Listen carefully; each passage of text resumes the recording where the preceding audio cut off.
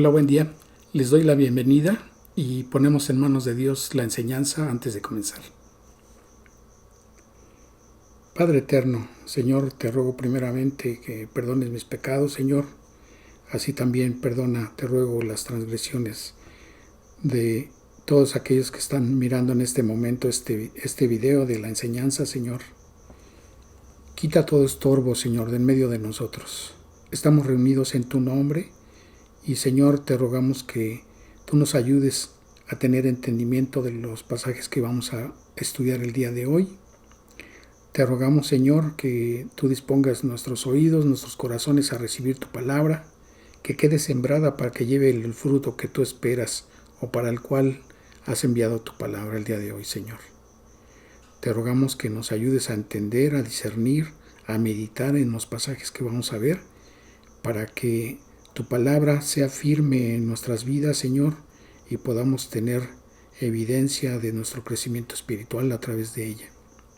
Señor, te rogamos y te agradecemos que tú guíes este tiempo, Señor, a través de tu Santo Espíritu, que nos ayudes a entender estos pasajes y nos ayudes a comprender, Señor, que es importante para poder tener una base más firme acerca de por qué nos llegó la Biblia hasta nuestros días y por qué la consideramos que es tu palabra, Señor.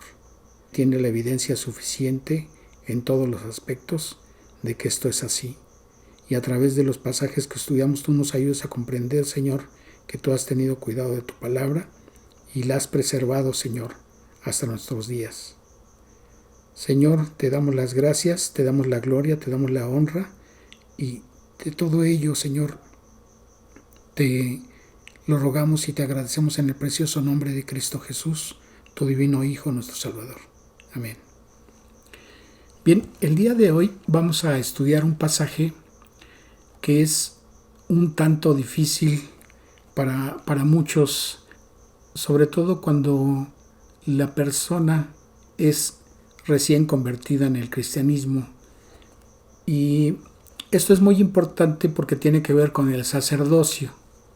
Y para ello les pido que abran sus Biblias en Génesis capítulo 14. Si recordamos la enseñanza anterior a esta, había acontecido una guerra entre los reyes que se habían erigido en el área de Mesopotamia contra los reyes que gobernaban Sodoma y Gomorra y las aldeas aledañas a estas. Ahora, en el transcurso de esa guerra habíamos visto que habían secuestrado, junto con los bienes y pertenencias de Sodoma y de Gomorra, también lo que le correspondía a Lot, y a él y a su familia se lo habían llevado. Esto llegó a oídos de Abraham y entonces Abraham tiene que ir a su rescate. Pero habíamos dejado a propósito no concluido esa parte del tema, porque lo que viene a continuación es algo un poquito extenso y lo quise tratar en el día de hoy. Entonces vamos a darle continuidad a esa parte del tema. Entonces vamos a Génesis capítulo 14 a partir del versículo 8. Y dice la palabra: y salieron el rey de Sodoma, el rey de Gomorra, el rey de Adma, el rey de Seboim y el rey de Bela, que es Zoar, y ordenaron contra ellos batalla en el valle de Sidim. Esto es, contra Kedorlaomer, rey de Elam, Tidal, rey de Goim, Amrafel, rey de Sinar, y Arioc, rey de Elazar. 4 reyes contra 5. Y en el momento en que se menciona aquí la tierra de Sinar, recordamos que se encontraba en el área de Mesopotamia, que es lo que comenté al principio. Dice el versículo 10: y el valle de Sidim estaba lleno de pozos de asfalto, y cuando huyeron el rey de Sodoma y el de Gomorra, algunos cayeron ahí, y los demás huyeron al monte. Y tomaron toda la riqueza de Sodoma y de Gomorra, y todas las provisiones, y se fueron. Y tomaron también a Lot, hijo del hermano de Abraham, que moraba en Sodoma, y sus bienes, y se fueron. Dice el versículo 13: Y vino uno de los que escaparon y lo anunció a Abraham el hebreo, que habitaba en el encinar de Mamre el amorreo, hermano de Escol y hermano de Aner, los cuales eran aliados de Abraham. Oyó a Abraham que su pariente estaba prisionero y armó a sus criados, los nacidos en su casa, 318, y los siguió hasta Dan. Y cayó sobre ellos de noche, él y sus siervos, y les atacó, y les fue siguiendo hasta Oba, al norte de Damasco. Y recobró todos los bienes, y también a Lot su pariente, y sus bienes, y a las mujeres, y demás gente. Dice el versículo 17, cuando volvía de la derrota de Kedorlaomer y de los reyes que con él estaban, salió el rey de Sodoma a recibirlo al valle de Sabe, que es el valle del rey. Entonces Melquisedec, rey de Salem y sacerdote del Dios Altísimo, sacó pan y vino, y le bendijo diciendo, bendito sea Abraham del Dios Altísimo, creador de los cielos y de la tierra, y bendito sea el Dios Altísimo, que entregó tus enemigos en tu mano, y le dio a Abraham los diezmos de todo. Entonces el rey de Sodoma dijo a Abraham, dame las personas y toma para ti los bienes. Y respondió Abraham al rey de Sodoma, he alzado mi mano a Jehová Dios Altísimo, creador de los cielos y de la tierra, que desde un hilo hasta una correa de calzado, nada tomaré de todo lo que es tuyo, para que no digas, yo enriquecí a Abraham, excepto solamente lo que comieron los jóvenes y la parte de los varones que fueron conmigo, Aner, Escol y Mamre, los cuales tomarán su parte. Bien, hasta esta parte, entre el versículo 17 al 24, parece que no tuviera complicación en una lectura superficial, pero vamos ahora a analizar algunos versículos de esta parte del pasaje. El versículo 13 dice, y vino uno de los que escaparon y lo anunció a Abraham el hebreo. Observamos aquí que se están refiriendo a Abraham como el hebreo.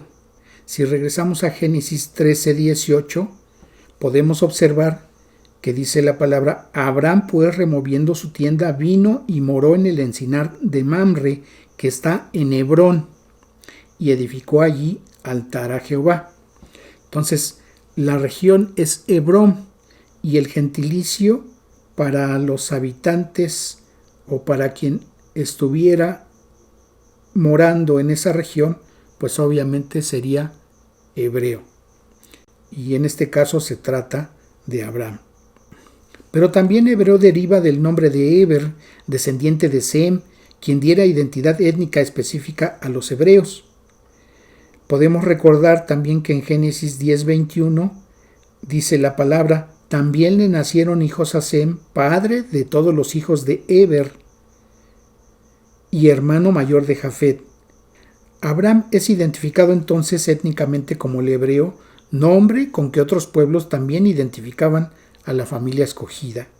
Entonces, como ejemplo podemos mencionar algunos eventos que le acontecieron a José el Soñador, que es uno de los descendientes de Jacob, y cuando es vendido por sus hermanos es trasladado a Egipto.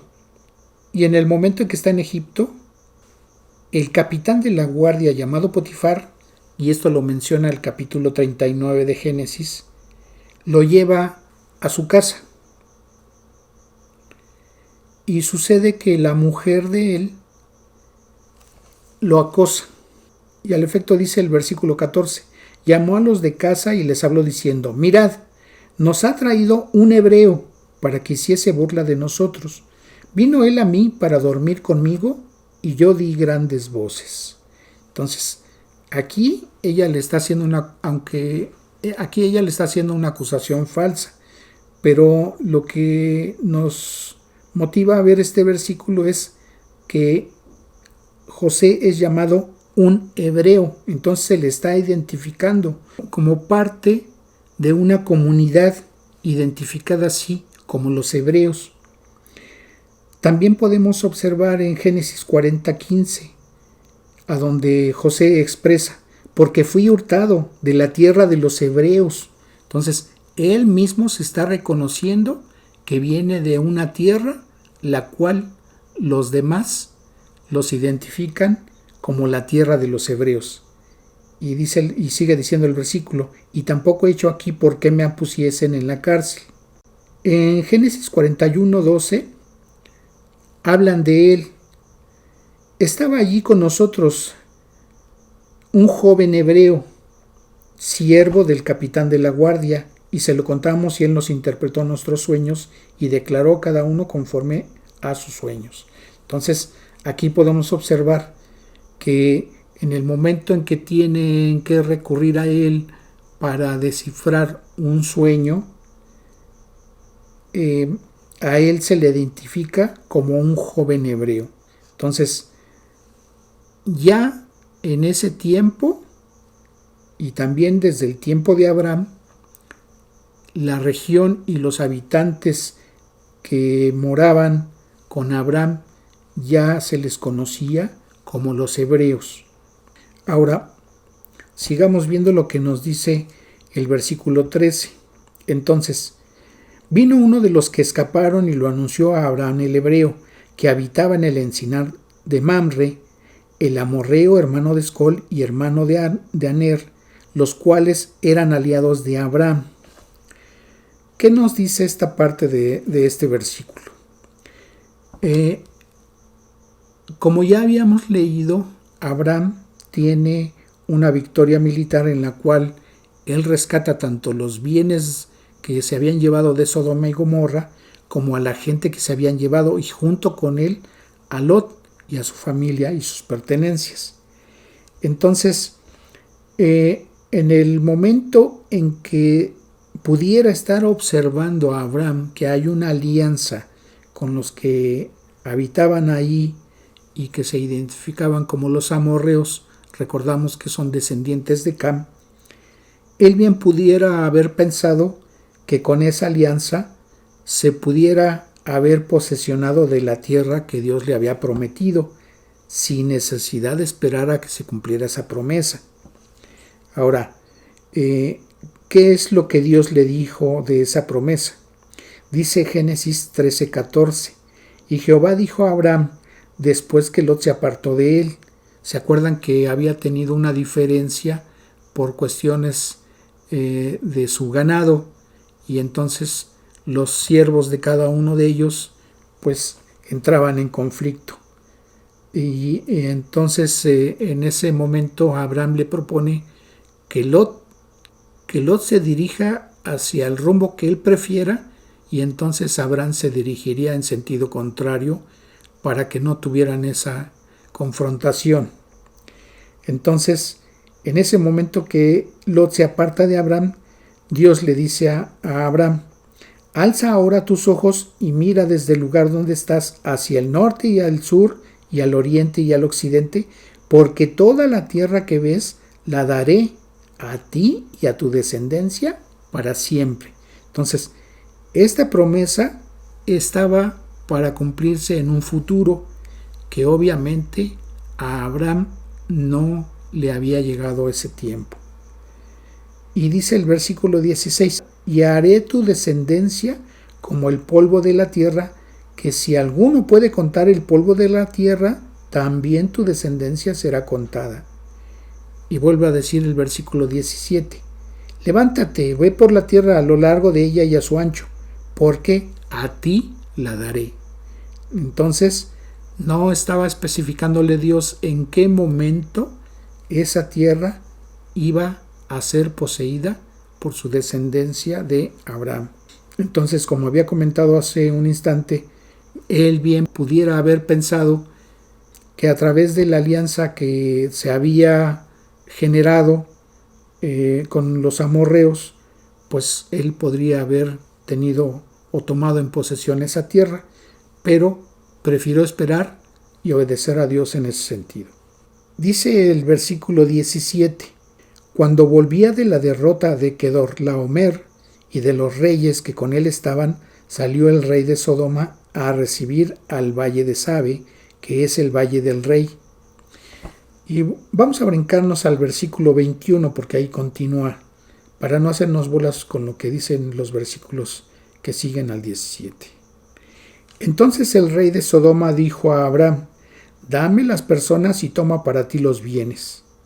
Y respondió Abraham al rey de Sodoma: he alzado mi mano a Jehová Dios Altísimo, creador de los cielos y de la tierra. Cuando dice aquí he alzado mi mano, podemos observar que la palabra de Dios para todos en esa versión y ese versículo, la escritura dice: entonces Abraham le dijo al rey de Sodoma: yo he jurado al Señor nuestro Dios, creador del cielo y de la tierra. ¿Qué es lo que había jurado? Y nos aclara el versículo 23 y 24, que desde un hilo hasta una correa de calzado nada tomaré de todo lo que es tuyo, para que no digas: yo enriquecí a Abraham, excepto solamente lo que comieron los jóvenes y la parte de los varones que fueron conmigo, Aner, Escol y Manre, los cuales tomarán su parte. Entonces, ¿por qué se estaba dando este comentario entre ellos? Normalmente cuando alguien salía vencedor en una batalla, el vencedor se podía llevar el botín y quedarse con él. Por eso el rey de Sodoma solamente le pide que le devuelva a las personas, para que Abraham no se quedara con ellas como parte de sus siervos. Y entonces, en ese sentido, Abraham contesta que le devolverá no solamente a las personas, sino también el botín o las pertenencias que les correspondían a ellos, para que el rey de Sodoma no pudiera decir después que él había enriquecido, o por causa de ese botín Abraham se había enriquecido. Entonces Abraham está manifestándole que él juró a Dios que no iba a tomar nada de ese botín, sino que lo daría al rey de Sodoma. ¿Y qué implica esto?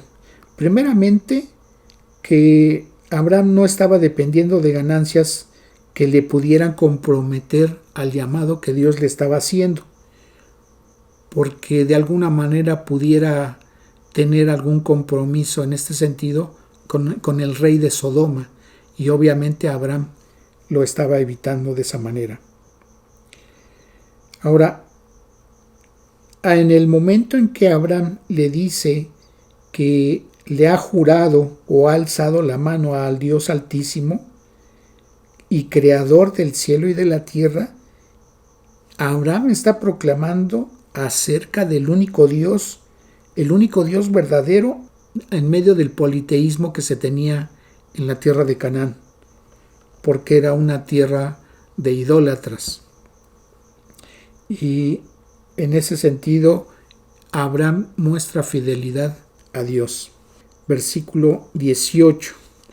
Dice la palabra: entonces Melquisedec, rey de Salem y sacerdote del Dios Altísimo, sacó pan y vino. Si observamos, esto está aconteciendo en el momento también en que salió el rey de Sodoma, pero por eso me salté estos versículos para no mezclarlos. Pero esto está ocurriendo antes de que concluya lo que acabamos de ver con el rey de Sodoma. Entonces, aquí en este versículo hay algunas cosas que vamos a analizar por partes.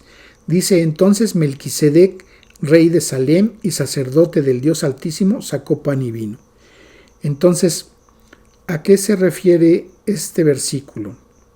Primeramente se habla de alguien, en este caso Melquisedec, como rey y sacerdote, pero no cualquier sacerdote, sino que se trata de alguien consagrado al Dios Altísimo y que también sacó pan y vino. Que dice el versículo 19 que Melquisedec le bendijo diciendo: bendito sea Abraham del Dios Altísimo, creador de los cielos y de la tierra, y bendito sea el Dios Altísimo que entregó tus enemigos en tu mano, y le dio a Abraham los diezmos de todo a Melquisedec.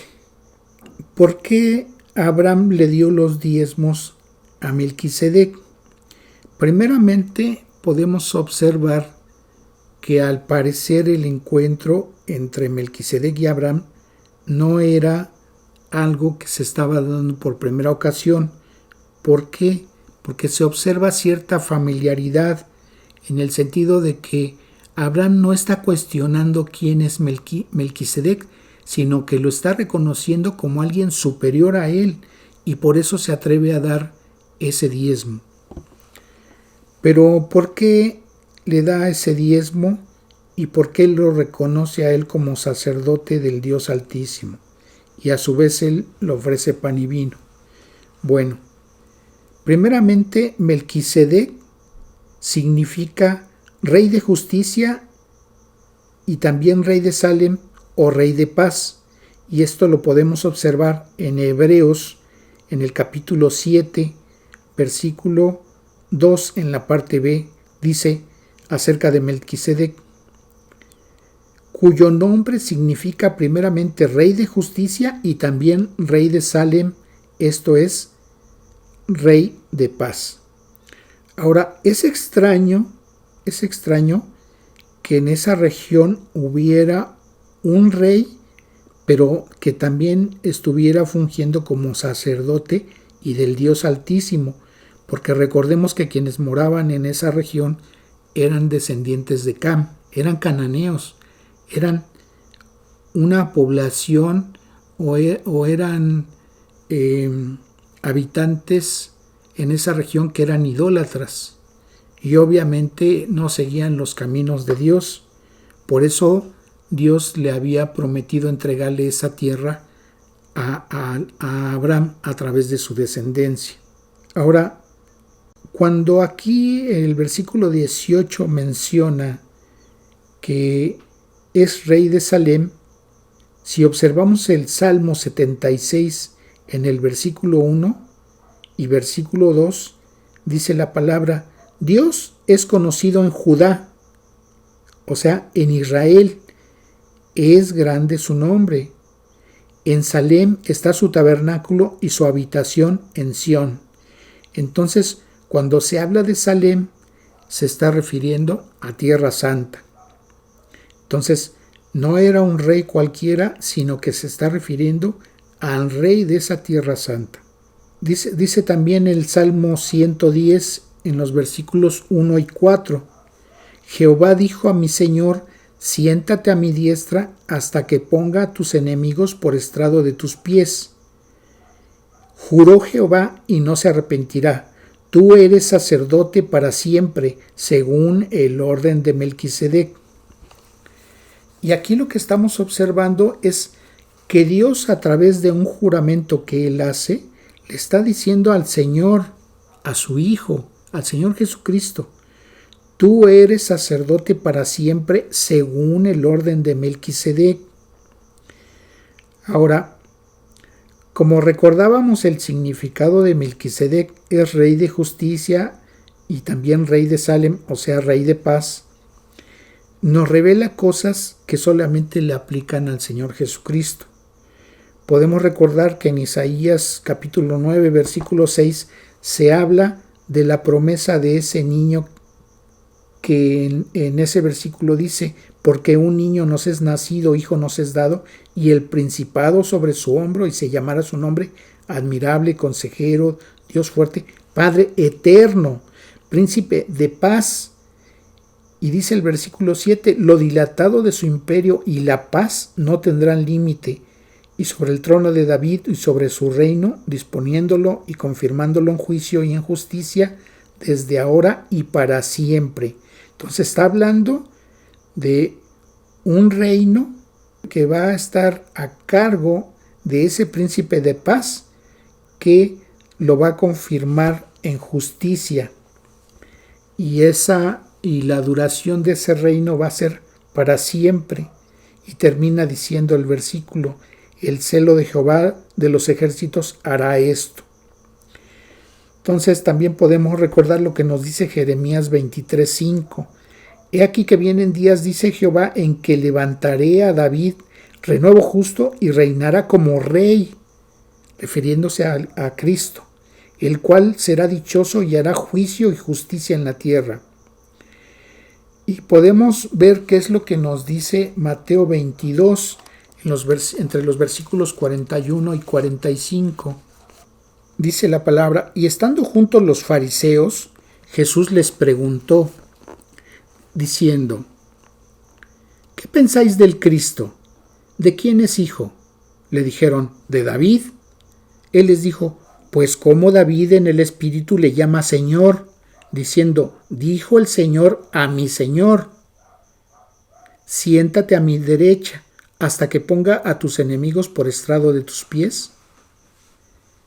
Pues si David le llama Señor, ¿cómo es su hijo? Entonces el Señor Jesucristo se está apropiando de lo que dice ese Salmo 110 en los versículos 1 al 4.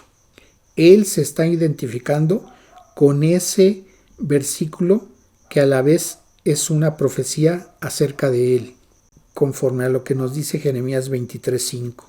El Salmo 110, entre los versículos 1 al 4, dice que es mediante juramento que Dios confiere directamente a su Hijo ese sacerdocio, un sacerdocio según el orden de Melquisedec.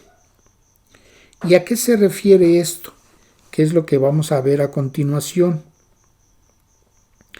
Pero primeramente, otro detalle que observamos antes de pasar a explicar esto, el versículo 18 dice que Melquisedec, como rey y sacerdote de Salem, también sacó pan y vino para ofrecerle a Abraham.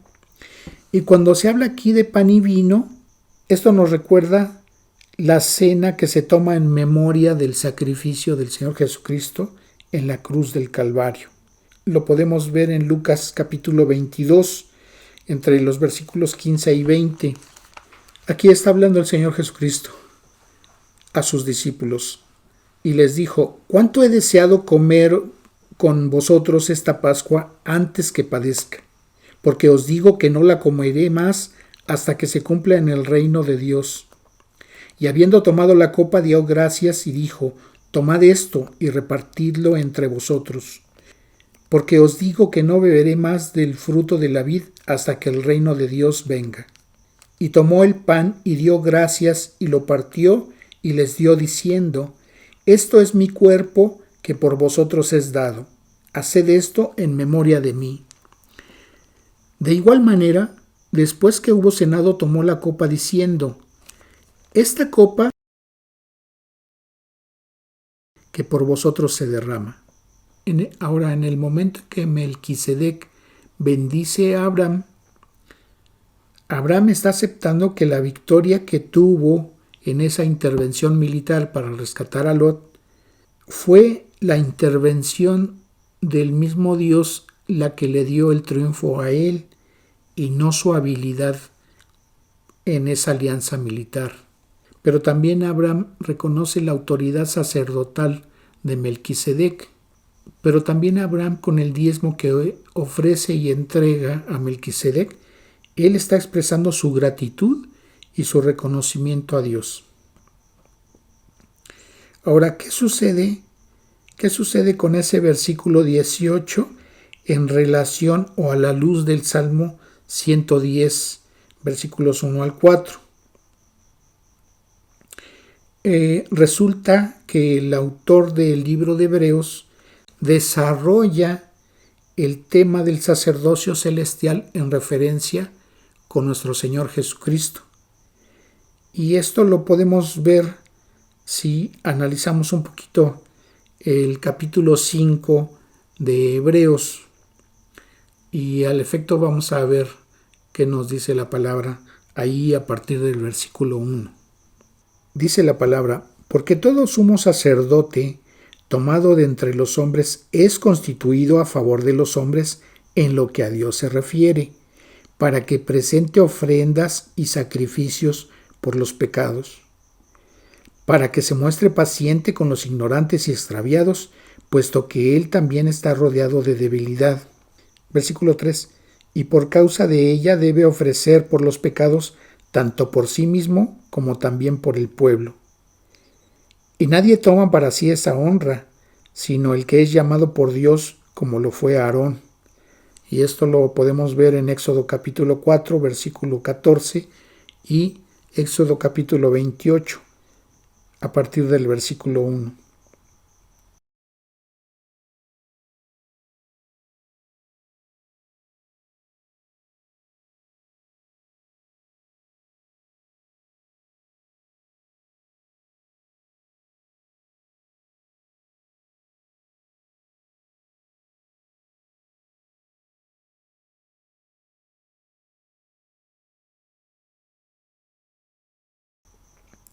Dice el versículo 5, así tampoco Cristo se glorificó a sí mismo haciéndose sumo sacerdote, sino el que le dijo, tú eres mi hijo, yo te he engendrado hoy,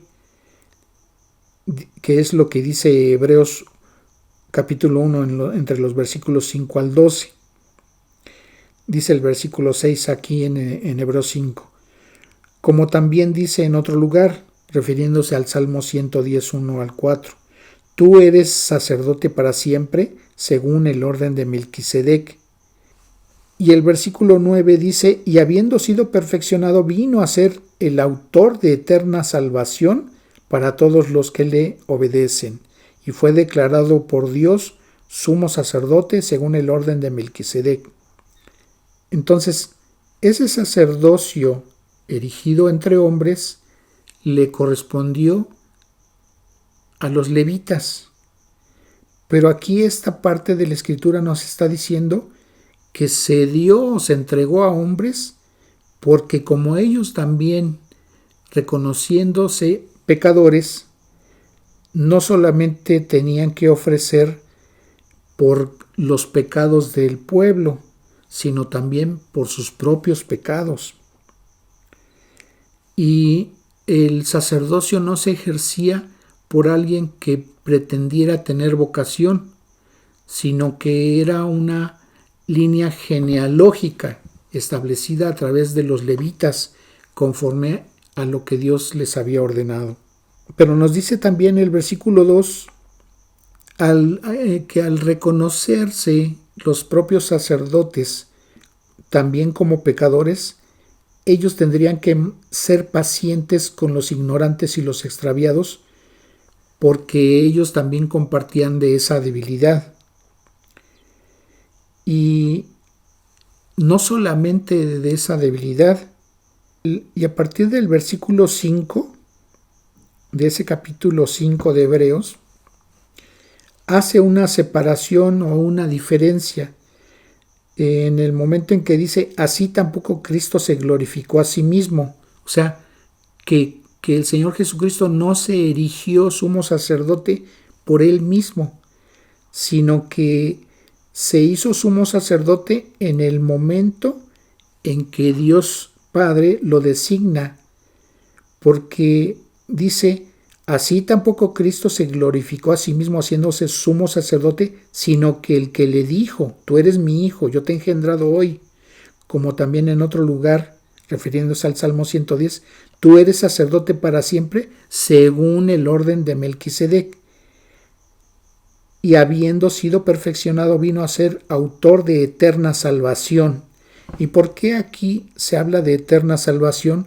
Porque el ministerio del sacerdocio que ejercían los levitas era solamente temporal y no era para pagar por los pecados, no era para quitar los pecados del hombre, sino era solamente para cubrirlos, era una sombra de lo que el Señor Jesucristo iba a realizar a través de su sacrificio y de su oficio sacerdotal. Entonces, la función del sacerdocio de hombres era temporal y no era para traer salvación eterna, sino era para un perdón temporal de los pecados de las personas. En el momento en que el versículo 9 está diciendo que el Señor Jesucristo perfeccionó el sacerdocio, Él vino a ser autor de eterna salvación para todos los que le obedecen. ¿Le obedecen en qué? En el Evangelio. Y en ese sentido dice el versículo 10 que fue declarado por Dios sumo sacerdote según el orden de Melquisedec. refiriéndose a que Melquisedec no menciona la Escritura ninguna genealogía acerca de él. No habla ni de su principio, ni tampoco habla de su final. No hay una referencia de su procedencia. Simplemente habla de ese encuentro que tuvo con Abraham, pero no se habla del origen ni del final de él. En el capítulo 7 de Hebreos nos amplía la información la Escritura acerca de esto que acabamos de ver en Hebreos 5.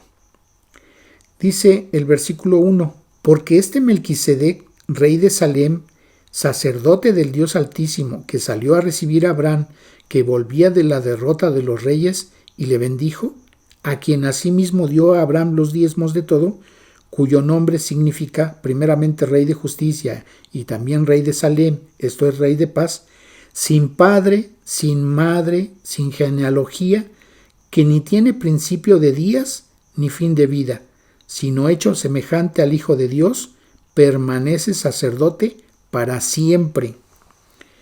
Aquí se está refiriendo al tipo de sacerdocio que ejercía Melquisedec y habla de un sacerdocio para siempre, que no tiene principio ni tiene fin, y no hay un principio de la persona de Melquisedec, pero tampoco de su final.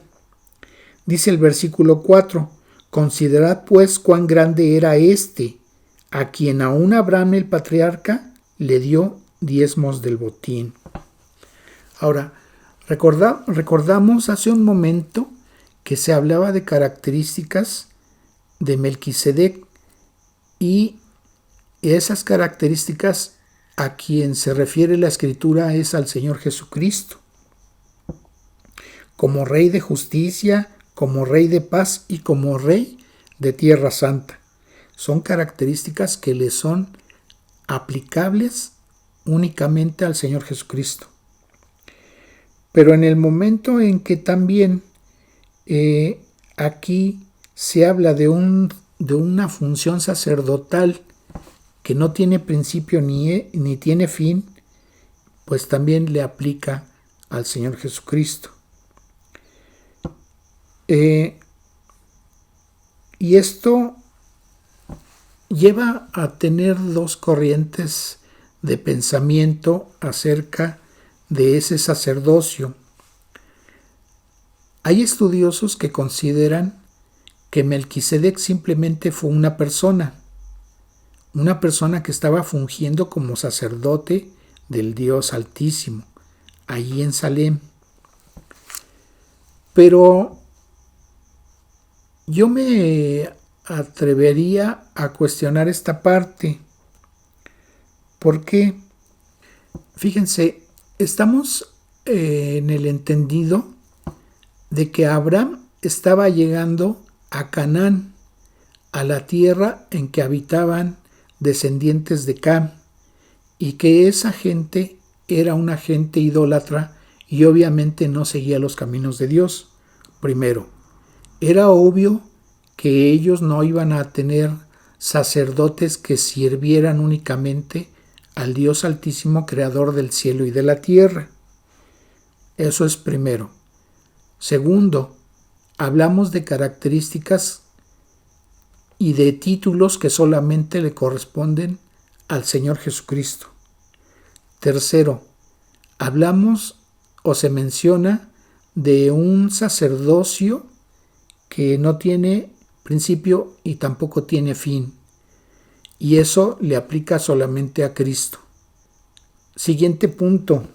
Dice el Salmo 110 en el versículo 4 que ese sacerdocio, según el orden de Melquisedec, lo dio Dios mismo por juramento. Y si recordamos, el sacerdocio en el pueblo de Israel se tuvo a partir de que recibieron la ley por parte de Moisés, y eso ocurrió aproximadamente unos 600 años después de Abraham. Entonces, No existía el sacerdocio para el pueblo hebreo hasta ese entonces. Quien erigía los altares por parte de la gente que había salido con Abraham, o la gente que moraba con Abraham, era el propio Abraham. Y al efecto podemos ver en Génesis capítulo 8, después de que el arca de Noé queda reposando en el monte Ararat, y después de que baja el agua y se seca esa parte para que puedan salir Noé y su familia, dice el capítulo 8 a partir del versículo 18: Entonces salió Noé y sus hijos, su mujer y las mujeres de sus hijos con él, todos los animales y todo reptil y ave y todo lo que se mueve sobre la tierra, según sus especies, salieron del arca. Y dice el versículo 20: Y edificó Noé un altar a Jehová, y tomó de todo animal limpio y de toda ave limpia, y ofreció holocausto en el altar, y percibió Jehová olor grato. Obviamente no había sacerdocio, y en este caso quien estaba ofreciendo el holocausto a Dios era Noé. Pero también podemos ver que cuando Dios le hace el llamado a Abraham para que se dirija a la tierra que él le va a mostrar, y esto es a Canaán, y dice el versículo 6: Y pasó Abraham por aquella tierra hasta el lugar de Siquem, hasta el encino de Moré, y el cananeo estaba entonces en la tierra. Y apareció Jehová a Abraham y le dijo: A tu descendencia daré esta tierra, y edificó allí un altar a Jehová, quien le había aparecido. Entonces, Abraham no llevaba consigo a un sacerdote. Quien ofrecía los holocaustos a Dios era el propio Abraham. Dice el versículo 8: Luego se pasó de allí a un monte al oriente de Betel y plantó su tienda, teniendo a Betel al occidente y a Jai al oriente, y edificó allí un altar a Jehová e invocó el nombre de Jehová. Volvemos a ver nuevamente que el holocausto ofrecido a Dios lo hace Abraham y no un sacerdote. Pero también podemos ver lo que nos dice el capítulo 13, entre los versículos 14 y 18. Y Jehová dijo a Abraham, después que Lot se apartó de él: Alza ahora tus ojos y mira desde el lugar donde estás, hacia el norte y el sur, y al oriente y al occidente, porque toda la tierra que ves la daré a ti y a tu descendencia para siempre. Y haré tu descendencia como el polvo de la tierra, que si alguno puede contar el polvo de la tierra, también tu descendencia será contada. Levántate, ve por la tierra a lo largo de ella y a su ancho, porque a ti la daré. Y dice el versículo 18: Abraham pues, removiendo su tienda, vino y moró en el encinar de Mamre, que está en Hebrón, y edificó allí altar a Jehová.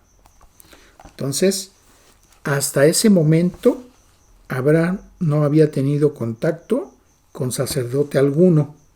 Por eso es un poco extraño ese encuentro que tiene, según el versículo 18 del capítulo 14, con Melquisedec. Y comentaba yo hace un momento que parece un encuentro de alguna manera rutinaria, o que ya se había dado antes, porque no se ve que Abraham se cuestione quién es él, quién es Melquisedec, o que le esté preguntando en ese momento, sino que directamente lo está reconociendo como sacerdote del Dios Altísimo. Ahora, fíjense lo que nos sigue diciendo el capítulo 7 de Hebreos. Dice el versículo 4: Considerad pues cuán grande era a quien aún Abraham el patriarca dio diezmos del botín.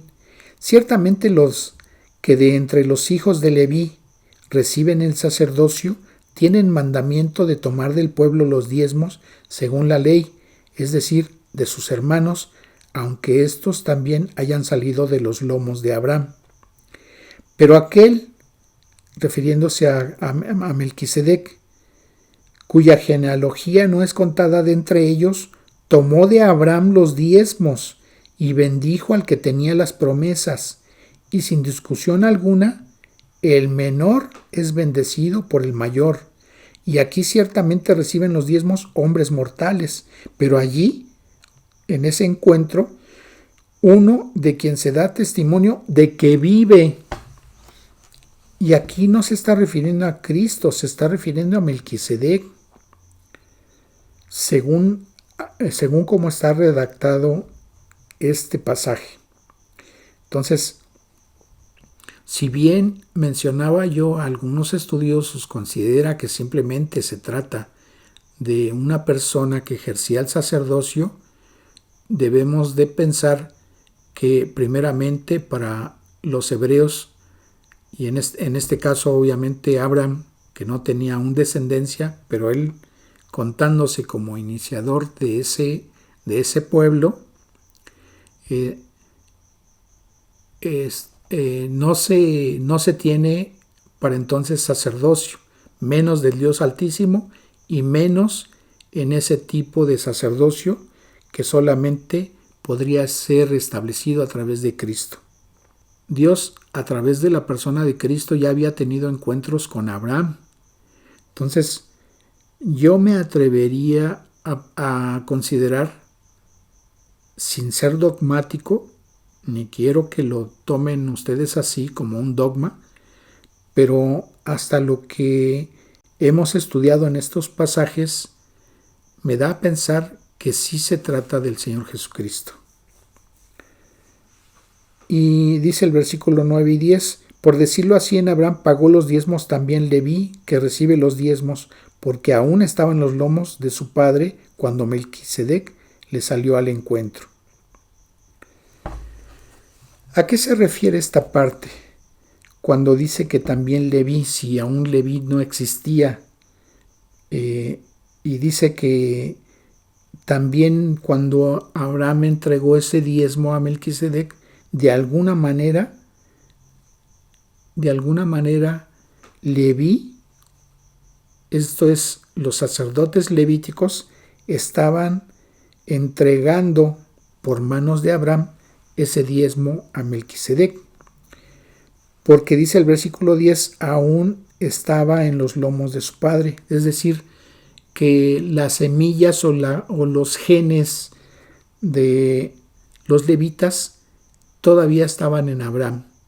Aunque físicamente como personas no existían, los genes que iban a gestar a estos sacerdotes levitas estaban aún en Abraham, o ya estaban en Abraham.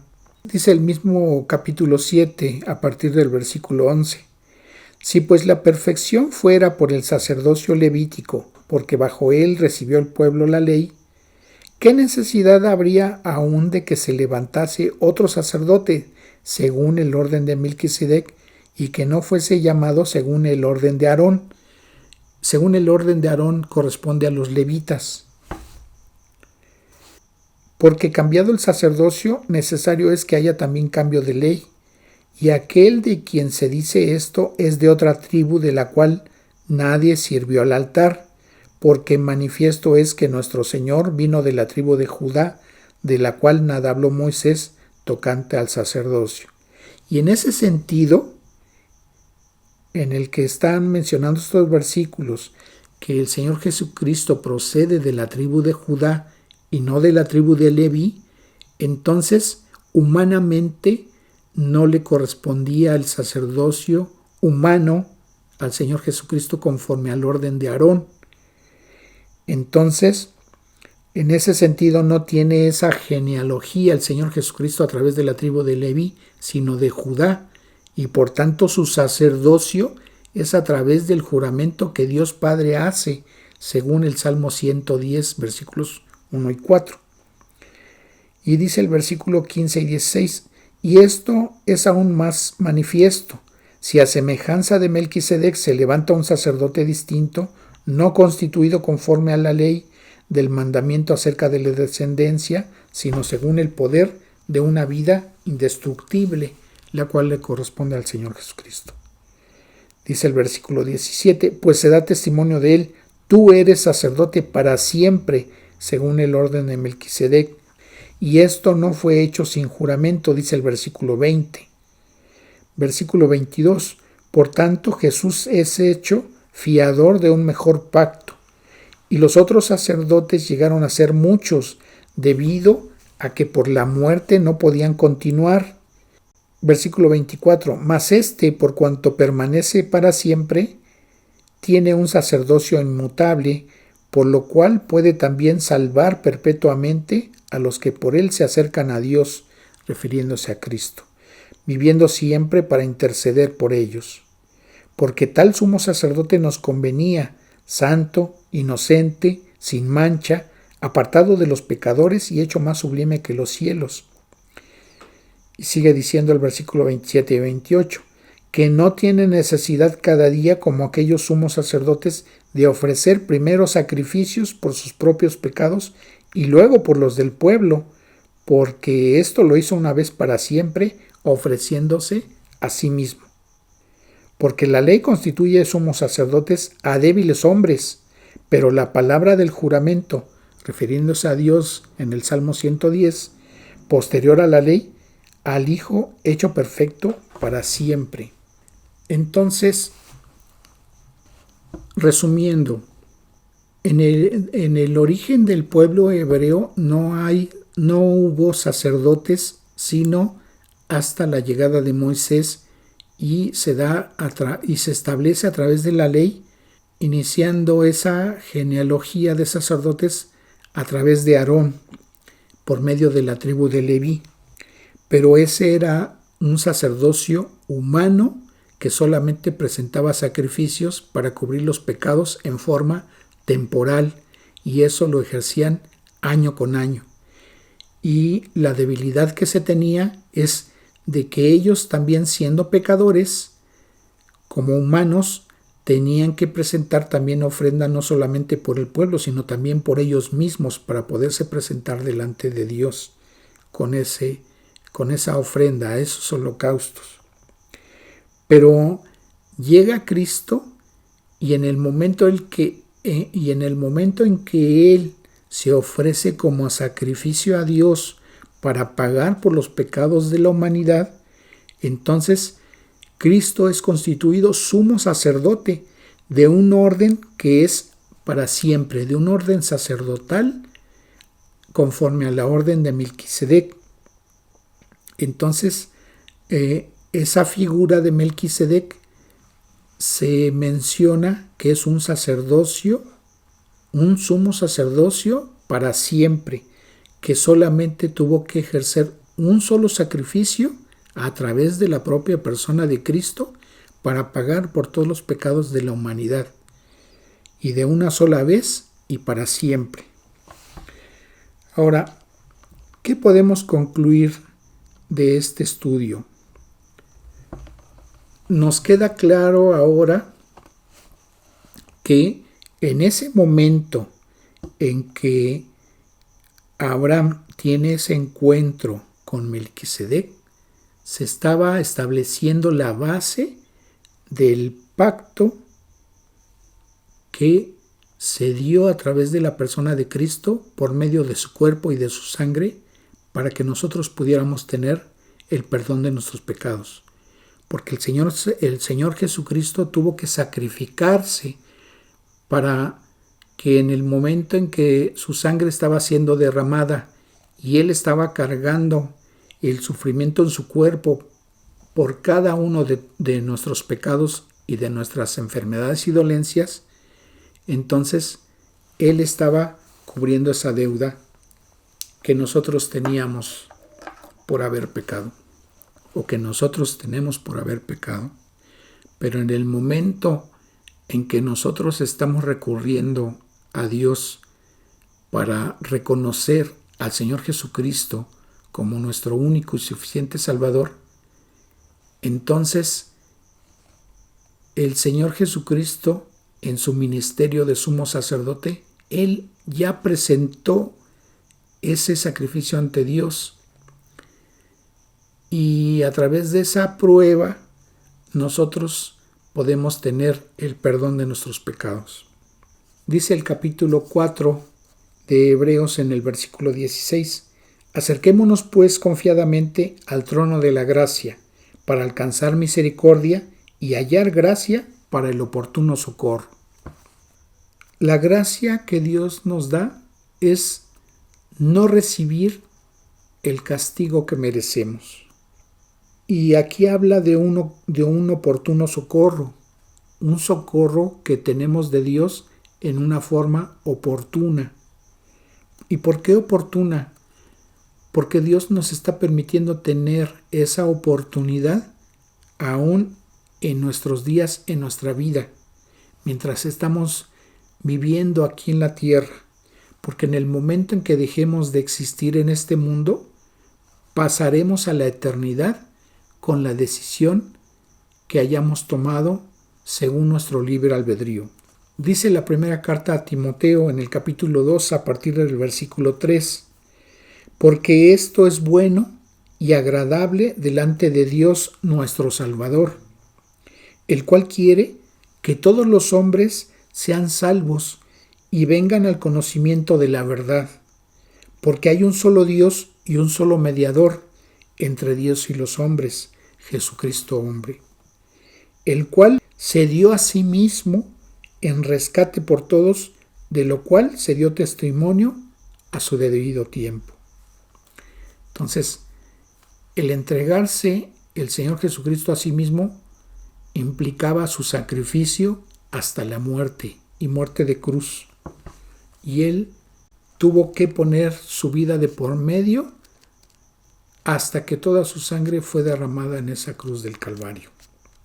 Pero nos dice el Evangelio de Juan en el capítulo 3, en el versículo 18 y 36, el que en Él cree, en el Señor Jesucristo, no es condenado, pero el que no cree ya ha sido condenado, porque no ha creído en el nombre del unigénito Hijo de Dios. El versículo 36 de Juan 3 dice: el que cree en el Hijo tiene vida eterna, pero el que rehúsa a creer en el Hijo no verá la vida, sino que la ira de Dios está sobre él. Dios nos está dando la oportunidad de que por medio de nuestro libre albedrío escojamos a dónde vamos a pasar la eternidad. La oportunidad la tienes en este momento en que Dios te la está presentando a través de su palabra. Si tú eliges no hacer esta decisión, no sabes, ni nosotros tampoco, si puedas volver a tener esta preciosa oportunidad, porque nadie tiene la vida comprada. Ahorita estamos teniendo esta comunicación, pero en un instante no sabemos qué pueda pasar. La vida de muchas personas cambia o se esfuma en cuestión de segundos, y eso lo podemos ver en las noticias a diario, o con lo que acontece a nuestro alrededor en el lugar a donde vivimos. Y podemos tener conversaciones acerca de personas que recordamos a veces, pero si apenas hace unos minutos estaba yo hablando con esta persona, estaba yo hablando por teléfono, íbamos a tal parte, o estaba circulando en su vehículo, o estaba caminando, o pasó esto en su casa, o en el lugar a donde estaba paseando, o en el lugar a donde estaba pasando sus vacaciones. No lo sabemos. Entonces, hay un oportuno socorro que Dios está poniendo en tus manos en este momento. Si tú no le has entregado tu vida a Cristo, o si es la primera vez que escuchas el Evangelio y quieres entregarle tu vida a Cristo para el perdón de tus pecados y gozar de una eternidad descansando en paz en la presencia de Dios, te invitamos a que hagas esa decisión. Si no lo haces y pierdes la oportunidad, pasarás una eternidad en una condenación de castigo eterno. Pero si en este momento tú decides, por tu libre albedrío que Dios te permite tener, de entregarle tu vida a Cristo para recibir el perdón de tus pecados y tener aún también la oportunidad de poder ser hijo de Dios, te invito a que en este momento cierres tus ojos, inclines tu cabeza y le digas esto a Dios. Dios Todopoderoso, reconozco delante de ti que soy pecador, y tu palabra dice que mis pecados me condenan a una eternidad de castigo, separado de ti, y no quiero eso para mí. Te ruego que me perdones porque me arrepiento de los pecados que he cometido. Reconozco delante de ti que soy débil para dejar de pecar y por eso recurro a ti. Te ruego que me perdones. Ahora sé que el Señor Jesucristo vino hace casi 2000 años a pagar por mis pecados y tuvo que recibir un castigo en esa cruz del Calvario que yo merecía. Ese castigo yo lo merecía, pero Él ocupó mi lugar. Y en el momento en que Él está pagando por mis pecados, en esa cruz, yo sé que mis pecados fueron perdonados en este momento que estoy reconociendo que ese sacrificio del Señor Jesucristo en la cruz del Calvario me aplica. Me aplica porque ese sacrificio lo hizo por todo el mundo. Y en este momento yo quiero recibir ese regalo de parte de Él. Quiero recibir esta misericordia que pones hoy en mis manos, Dios.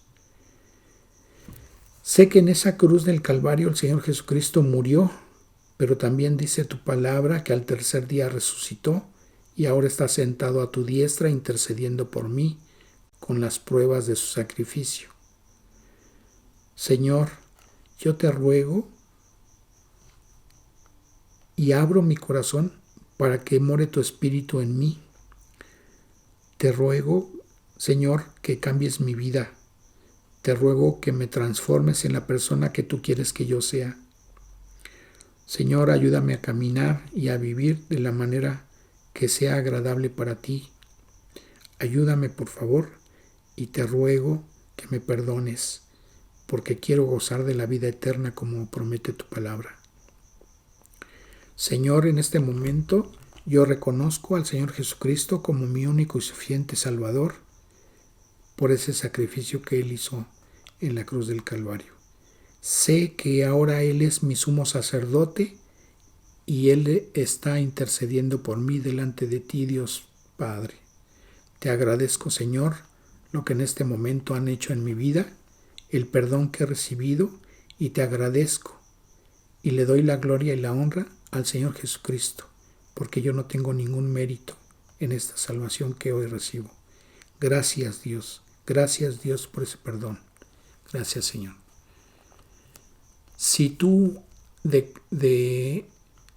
le has dicho estas palabras a Dios y Él ha mirado que tú las has creído y Él ha observado en tu corazón que esto es así, Dios te ha perdonado. Y en este momento, Él te ha hecho uno más de sus hijos. Bienvenido a la familia de Dios. Que Dios te bendiga.